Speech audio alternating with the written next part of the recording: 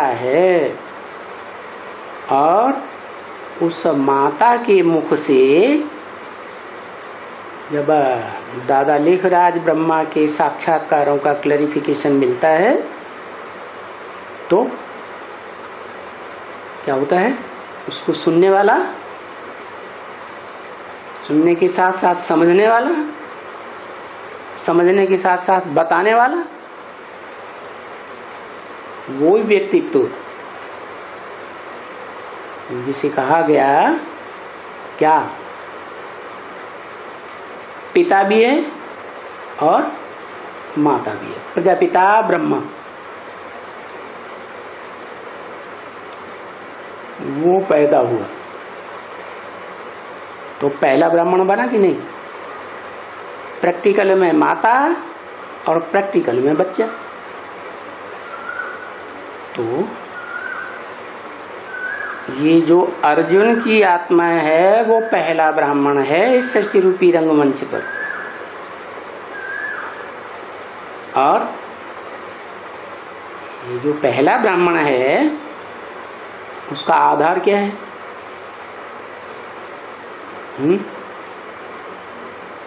आधार तो रथ ही होता है।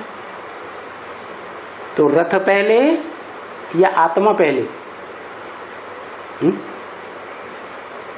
आत्मा पहले नहीं।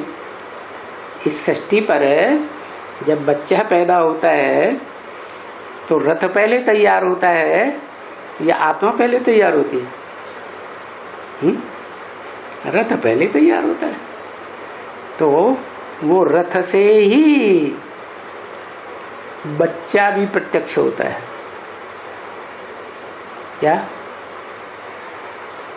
तो वो माता जो है वो देह रूपिणी है, रथ स्वरूप है, इसलिए वो रथ ही वास्तव में अपरा प्रकृति है, जिसका आधार लेता है निराकार शिव भगवान, जिसके पास तुम यहां बैठे हो। तो ये दोनों हो गए स्वर्ग रचने वाले। कौन कौन? आत्मा षष्ठी रूपी रंगमंच पर पार्ट बजाने वाली अव्वल नंबर, जिसे मुसलमान कहते हैं अल्लाह अव्वल दीन। और शरीर, क्या? शरीर रूपी प्रकृति। ये दोनों हो गए स्वर्ग रचने वाले। दोनों का प्रैक्टिकल रूप चाहिए, क्योंकि शिवलिंग प्रैक्टिकल रूप तो नहीं है।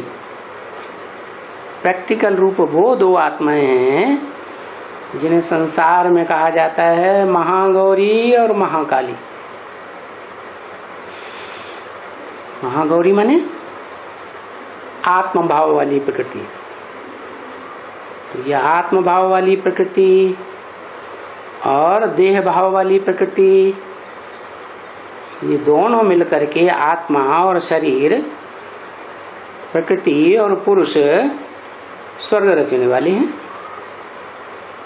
और यही दोनों तुम बच्चों को स्वर्ग के लायक बनाए रहे हैं।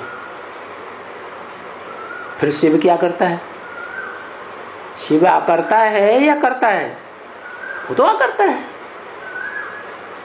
वो कुछ करता नहीं कर्मेंद्रियों से। फिर क्या पार्ट है उसका इस षष्ठी रूपी रंगमंच पर? सिर्फ आकर वो चीज देता है जिसे कहते हैं अकूट ज्ञान का भंडार। तो जो धारण करता है आत्मा ही धारण करती है। तो मनुष्य सृष्टि पर जो आत्मा उस ज्ञान को धारण करती है, ज्ञान के आधार पर फिर वो माता और पिता के रूप में, पुरुष और प्रकृति के रूप में तुम बच्चों को लायक बनाते हैं।